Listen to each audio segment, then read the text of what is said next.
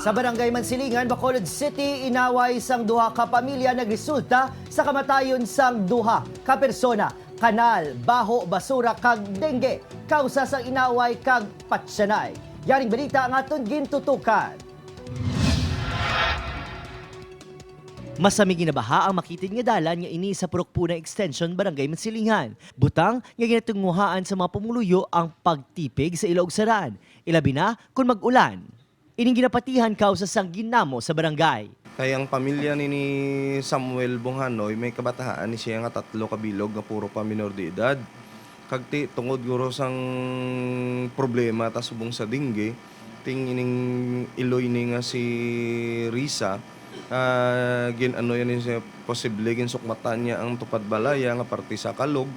Tiya mo tong nagsinabtanay sila. Sa investigasyon sa pulis, ginsulong sang ginapatihan hubog nga suspetsado nga nanday Dennis Justin Gino kag Denmark Duerme, sanday Samuel kag Risa Bonghanoy.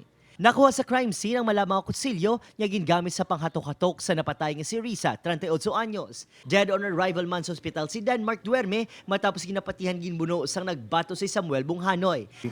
Kaga samtangwa sige sila singgitan, hagyat kay Samuel nga magwa, wala magwa si Samuel sila balay. Kag sa uli, ginhabuy ni nila ka botilya sang mga lapad. Depensa sang asawa sa napatay nga Duerme, mabuot ang yabana. Papa sang bana ko naghambal malang tani nga istoryahan nyo na hindi ka mo maghilibate kung hala ka mo ang isa singgit man di mo kinalan istoryahan nyo nang budlay kin man na sa yan nun niya ang damon na sa iya kontra. Padayon investigasyon sa kapulisan sa Hitabo.